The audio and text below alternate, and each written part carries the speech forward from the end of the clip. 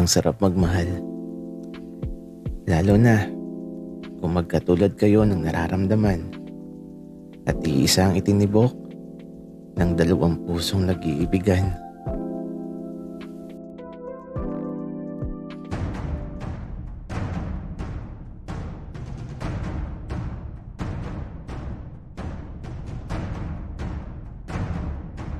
Kaibigan, huwag mong kalimutan mag-subscribe sa aming channel at huwag din kalimutan i-click ang notification bell at subscribe button. Subscribe na!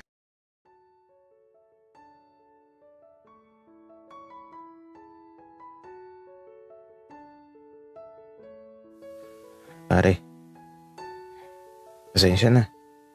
Ayaw lumabas ng kapatid ko. Mas mabuti siguro kung umuwi ka na lang. Kasi hindi talaga lalabas yan hanggang andito ka. Ganun ba pare? Pasensya na. Pasabi na lang na patawad sa mga nasabi ko. Sige, uuwi na ako. Sige pare. Ingat ka. Matapos naming mag-usap saglit ng tropa ko, umalis na din ako kaagad sa bahay nila. Naguguluhan na tuloy ako sa mga nararamdaman ko. Kailangan ko ng lugar na tahimik para makapag-isip-isip ako ng maayos. Marahil, pupunta na lang ako sa simbahan. Tahimik doon at alam kong makakapag-isip ako ng maayos sa lugar na yun. Kaya naman, diretso na ako kaagad sa simbahan. At aba, pagkarating ko, walang ibang tao maliban sa kapatid ko at kay Taki. Anong ginagawa nila doon sa may altar? Yung dalawang yun talaga, parang mga ewan. Nakatayo sila doon, nakaharap sa dambana tapos nag-uusap sila ng mahina. Hindi ko masyado marinig kung anong pinag-uusapan nila. Nasa dulong upuan kasi ako, kaya di ko naririnig ang mga sinasabi nila. Pero sa nakikita ko,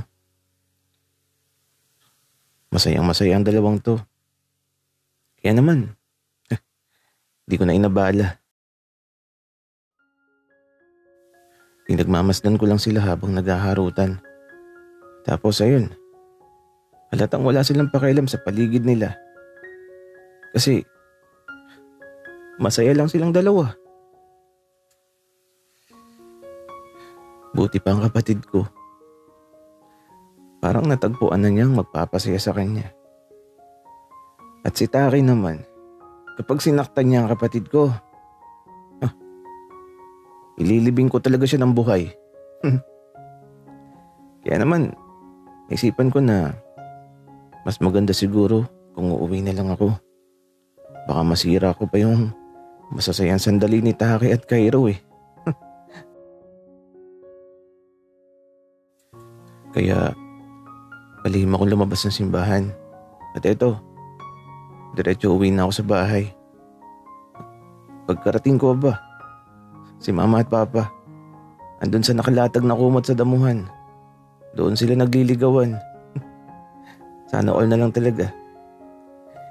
Bakit ba ganito? Bakit parang sinasampal ako ng katotohanan na kailangan ko na din ng magpapasaya sa akin? Halos lahat na lang ng nakikita ko masaya. Samantalang ako, magulong isip. Kaya nang makarating ako sa silid ko, nahiga muna ako sa kama ko. Pinikit ko ang mga mata ko. At di ko na namalayang tuluyan na ako nakatulog. Marahil sa labis nakakaisip, napagod na ako. At tuluyan nang naglakbay ang isipan ko sa mundo ng panaginip.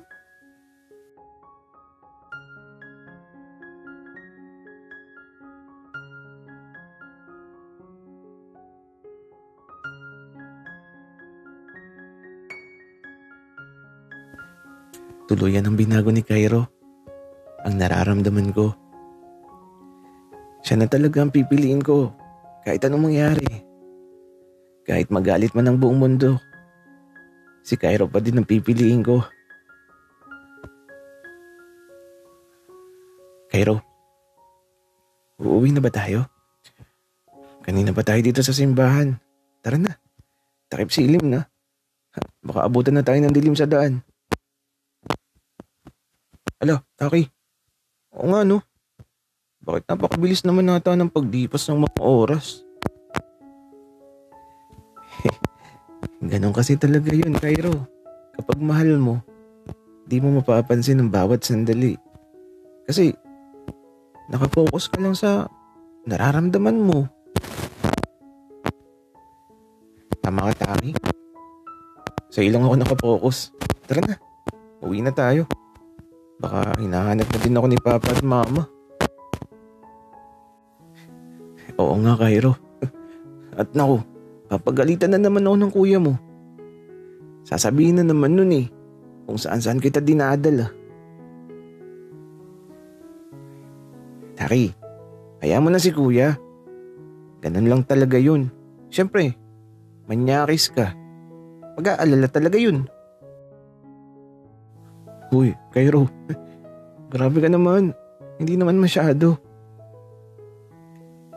Pero, Taki, doon ulit ako matutulog sa inyo Ayoko kasi na hindi ka nakikita. Ako din, Cairo. Ayoko din na di kita nakikita. Para akong di mapakali. Tapos, hinahanap-hanap kita. Nasanay na kasi ako na lagi tayong magkasama. Ako nga din, Taki. Tara na, uwi na tayo. Kaya naman, sa pag-alis namin sa simbahan, diretso uwi na kami. Baka hanapin nyo na naman si Taka. Siyempre, kasama din namin. At eto, pagkarating namin, saglit kami maghihiwalay ni Cairo. Dumiretso na ako sa bahay namin. Si Cairo naman na yun. Dumiretso na sa bahay nila. At pagpasok ko sa loob ng bahay, aba, kakaiba ang tingin sa akin ni Mama at Papa. Oh, bakit ganyan kayo makatingin? May nagawa ba ako? Anak, wala naman. Maupo ka nga muna dito at magsabi ka ng totoo. Kaya ito, naupo ako at di ko alam kung anong sasabihin ko. Papa, anong totoo? Wala naman akong dapat sabihin. Nak, kung nahiya ka pa, okay lang. Maghihintay kami. Pero alam mo naman namin. Kaya umamin ka na. Papa, wala akong aaminin pero may sasabihin ako. Mahal na mahal ko kayo. Papa, Mama. Ay sos ang anak ko. Nambola pa. Mahal ka din namin kaya kahit ano ka pa, tatanggapin namin. At saka si Cairo, gusto ko na lagi siyang nakikita. Bakit naman, Papa? Wala lang. Mabait na bata kasi si Cairo. Bagay kayo Wika ni Papa. Napapangiti na lang talaga ako.